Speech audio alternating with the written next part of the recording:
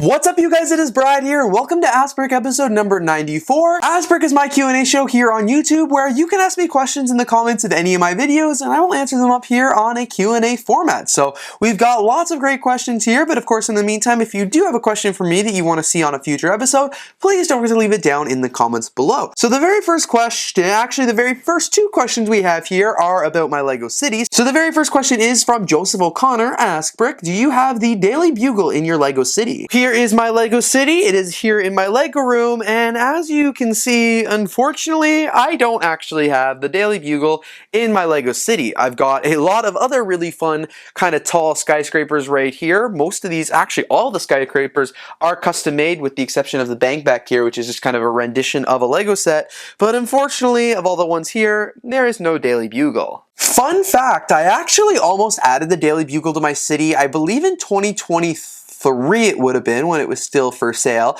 That sounds about right. I think it was on a really good special for Prime Day. It was in my cart and I was really debating on it. I was like, okay, I could buy this set. I could fix it up to make it look good in my city, and then I could even sell the minifigures from it to try and just recuperate the cost because I didn't really care about getting the minifigures. I more or less just wanted the set. And as I said, it was literally in my cart. I remember texting my mom, actually, funny enough, about it, being like, Mom, should I buy it? Should I not? Like, blah, blah, blah. I was going back and forth. And then when I was making my decision, the set actually sold out for the Prime price and went up to a still discounted but not as discounted price. And at that point I was like, nope, I'm not getting it. That is ridiculous. It was on this sale and now it's more expensive, not a chance. So that was the last time I ever really considered buying the Daily Bugle. And then because I didn't buy it because it sold out, I don't own it. You know, if it ever came up someday that I could get it for like a decent price or something like that, I'd go ahead and consider it because it's a pretty cool set and I'd love to, you know, add it to the city. But I'm not paying the aftermarket prices for it. I don't care about it that much. I just thought it was a cool little build. So no, long answer short, unfortunately, I don't have the Daily Bugle in my city, and it's because it literally got swiped out from under my nose. Speaking of the LEGO city, Michael Faber Binchler, I'm sorry if I butchered your name, but he asked, why do you retile your LEGO modular buildings when LEGO already tiles them? So what he's referring to is the fact that here in my LEGO city, I've got all my LEGO modulars, including the brand new Natural History Museum, the hotel, the Grand Emporium, the bank, the Palace Cinema, etc., etc. And what I've actually done is gone ahead and retiled all of them to be this dark tan. So I've done that for many years. In fact, this is the only example of a modular building that I haven't done that with, and that's just because I just put it in the LEGO city. I haven't had a chance to do it yet, and it's just because, quite frankly, I think it looks a lot better. So for example, here, this is a kind of a bad example because you can see this modular building is going up against the other sidewalks in the LEGO city, but imagine right here where I had the road plates that are already in dark gray, and then I have dark gray sidewalks as well. Like, you're not really able to differentiate what's a road and what's a sidewalk. However, right now when you look at my city, it is very obvious and very easy to tell which part is the road and which part is the city. In fact, the only modular building that I have not done this with, and I don't know why I've never done it with, is actually the corner garage right here. As you can see, I've still kept the dark tan right there, and I don't know why. I just realized that now that I never swapped it out. Maybe I just forgot, but like, I just don't like the way that looks really here in the city. Like, I think the dark tan sidewalk looks so much better. I really just think it adds like a new dimension to my city, and I think it makes it a little bit more unique than the other LEGO cities that you'll find out there. That's really why I do it. That is why I retile all my modular buildings, just because I think it looks a little bit better and of course makes my city a bit more unique. The reason I actually started doing that many years ago is because when I was building my LEGO city without all the modulars I have now, but just like building the city and adding sidewalks, I actually didn't have enough of the dark gray 2x2 bricks to actually make the sidewalks, but I had a ton of the dark tan ones, and that's because the dark tan ones were relatively available at the LEGO store on the Pick-a-Brick wall during that time. So anytime I went to a LEGO store, which was probably like once a year back when I was first starting my YouTube channel, I always got a bunch of those tiles in my cups. So I had a bunch of the tan tiles and I was able to add those to the city sidewalks, and then I started swapping out the modular buildings with them as well, and as I said, it looks really good. If I ever wanted to switch back to having the dark bluish gray tiles, it's honestly not that hard. I've got all the pieces still. My city, I think, looks a little bit more unique to me. I like it. It kind of gives it a cobblestone vibe and it just looks cool, but I could switch it out if I want to, but I started doing it many years ago just out of the pieces that I had in my collection, and I still really like it. I actually might cut this question from the episode. I don't know if I want to do it, but this one's from Oliver, and this is kind of a rude question, but it kind of made my day. So Oliver asked, and this is an honest question, but he said, did you take Ozempic?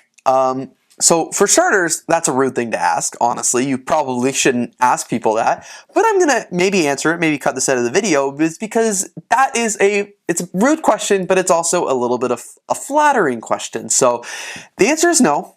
I didn't take Ozempic. No shots to anyone who have. I just have not taken Ozempic. But I do appreciate you asking me that question, because I think it's been noticeable that there's been a little bit of a weight drop in my face and just like my everything. I've never addressed it on video before, and I think it's noticeable anytime you watch an older video of mine, or like when I put an old clip of me in front of the camera beside like a clip right now of me on the camera, and that's okay. And no, it's not from Ozempic. I've never taken Ozempic. I've gone to the gym. I've watched what I've eaten. I've started adapting a more healthy lifestyle. It was a decision I made like 2 years ago, and as I said, I've never addressed it here on video before. A few members of the community have asked me politely, not if I've taken Ozempic, but they politely asked me how I'm doing health-wise, just nice comments like you look really good, or even asking for their own tips and tricks to get on their fitness journeys, which I totally okay. Like, weight is a really hard thing. You know, you don't normally go up to somebody and say, hey, you've gained weight. That's pretty rude. So like a lot of people don't want to then go up to somebody and be like, hey, you've lost a lot of weight, because that could be rude. Maybe I could have an illness that you don't know about. But for me, I'm like, I'll address it here, and I'm okay to talk about it. If somebody asks me, say I'm looking good, like I appreciate it, because I've spent a lot of time, a lot of money, and a lot of effort to get healthier and be healthier. So I do appreciate it when somebody acknowledges, because I look at old pictures and old videos of me and I was like, holy crap, like I don't even know who that guy was anymore. So to me, when somebody makes a comment, it acknowledges like the hard work that I've done. So that's fine. I've gotten a few comments here and there. People have just like seen an old clip of me and then seen a current clip of me, and they're like, whoa, there's a big difference. So that's totally okay. No, it wasn't Ozempic. It was like maintaining a healthy lifestyle. I don't talk about it on my channel here. I've never like done a story or anything about it, but I do live a pretty active lifestyle, and I had to work and make a lot of changes to get here. So if anyone ever wants to know, or anyone wants to continue this, I probably won't make a video on it, because you're here for LEGO, not my health journey. But if you do want to send me a message on Instagram or something like that, I would be more than happy to talk about it, because I know when I wanted to get started, I had nowhere to turn. So if you're struggling and you want to like ask a few questions about my health journey that doesn't involve Ozempic, I'm more than willing to chat about it. But yeah, Oliver, crazy question to ask somebody. You probably should word it a little bit differently, but as I said, I'm addressing it today because no, I did not take Ozempic, but I'm flattered that you thought I did, because that means that all my hard work and effort has really paid off, which I'm excited about. So thank you for the backhanded compliment, I guess. This next question here is from Gameboy 1984. AskBrick, at the Mini Chef restaurant, can you order one item from each category plus the yellow brick? So they're referring to the Mini Chef restaurant in Billund, Denmark, where you actually get this poly bag of Lego bricks that contains all of these different pieces that you actually can use to, build your menu item at the Mini Chef restaurant. So I've got a couple of build examples right here of meals that I've actually eaten at the Lego house, and this one right here is an adult meal. It's got 4 different bricks on it, meaning 4 different items, and this one here is a kid's meal because it's got 3 items and a yellow brick. So the yellow brick is actually a minifigure that you get. If you're a kid, you get 3 meal items plus this exclusive minifigure, and as an adult, you get 4 meal items. So to answer your question is, you are not able to put 4 bricks on plus the yellow brick. It will spit it back out. The computer won't accept it. The same way it won't accept it is if you put like 2 blue bricks on and not a green. Like, you have to order 1 item from each category. If you order a kid's meal, it's a little bit cheaper. You get a minifigure, but you get less food, so it's up to you. I don't think they like when people order a kid's meal though when they're not a kid. But no, Game Boy, you cannot get 1 item from each category and then also add the yellow brick to make it 5 items. It's not going to work. The machine is not, it's going to spit it back out and say there was an error. My best suggestion for you would either be A, bring a kid to the Mini Chef restaurant and steal their minifigure because they probably don't care about it anyway, or B, very ever so politely ask the LEGO employee there that you're a big LEGO fan and that you wanted to know if you were able to get this minifigure as well. It is a very special minifigure. In my opinion, I think they should give it to everybody who asked for it, because like, how many people are really going to the Mini Chef restaurant to like get if they're not like a huge LEGO fan? Like, honestly, like, I get why like kids would have it, but it's in Billund, Denmark, in the middle of nowhere. So like, if you're an adult going to the Mini Chef restaurant, it's probably because you're a huge LEGO fan visiting Billund specifically to see LEGO. So it's like, come on guys, give them the minifigure. But I would just ask very nicely, and then option C would just be to order a kid's meal, and hopefully they don't notice or call you out or anything like that. That's what my dad and I did the first time I went to Billund, Denmark. I just ordered a kid's meal and he ordered the adult's meal, and they probably thought I was a kid because I was like 18 and definitely had a baby face still. But future times I've gone, like they were just kind enough to give me the minifigure. So you can't do 5, it won't work, but there are some other ways to try and get that minifigure instead. This next one here is actually a really good question. Unfortunately, I forgot to write the username down of somebody who asked it, but it is AskBrick. Why have you not uploaded a 2024 Will These Lego Boats Float? Have you permanently ended the series? So yes, so you're correct. It's 2025, and unfortunately last year, there was not a new Will It Float video that made it to my YouTube channel. In 2023, I made 2. I made like a regular Will It Float, and I made one of the Lego Titanic. But this year, the sole reason why I didn't make a Will It Float video was solely scheduling reasons. It just was a really, really busy summer with a lot of travel, and I was on the go a lot, and I didn't make it back home where I have a pool. Like, that's quite frankly what it is. I don't have a pool in Toronto. When I used to have my old studio, I had a pool there, and that's where I made, I think, the 4th video. But I don't have a pool in Toronto anymore. I don't have access to that one. So when I make that video, I have to go back home. And to go back home, it's a long drive, it's a big commitment, and I have to bring all my Lego with me and find time to film, so it's a whole thing. So unfortunately last year, 2024, just because of scheduling conflicts, I wasn't able to do it, but the series is not dead. I really want to do it again. I have plans to do it in 2025. In fact, I have a thing that I've been cooking that I'm not ready to release publicly yet, but something I have been making to allow me to do the Will It Float videos all year round. And I'm going to leave it with that with you guys to do a little bit of sleuthing and digging there. But I have plans to be able to continue this series, not just for when I go back home. And I want to do more boat testing videos in the future. I think it'd be really cool. So I'm cooking up something really, really cool, and you guys will have to see what I get up to. I'm documenting the process. I've already filmed some of it because I've already started this, but hopefully in a few weeks you guys will see what I'm talking about. But I'm very, very excited, and yes, there are plans to keep the Will It Float series, so do not worry. This next question here is one that I get on a lot of videos anytime I make anything of like a Lego mock at a Lego convention, or I showcase a vendor product from a Lego convention, and that is, where can I buy this? So as I said, a very common question that I get on all those videos, but the short answer is it depends on what it is. If it is a Lego mock, the odds are it's not for sale. Most Lego fans don't make their mocks to like sell. They make them to show off. They make them to because they are proud of them. They are excited to buy them, and like they want to show off. They want to display it to the community.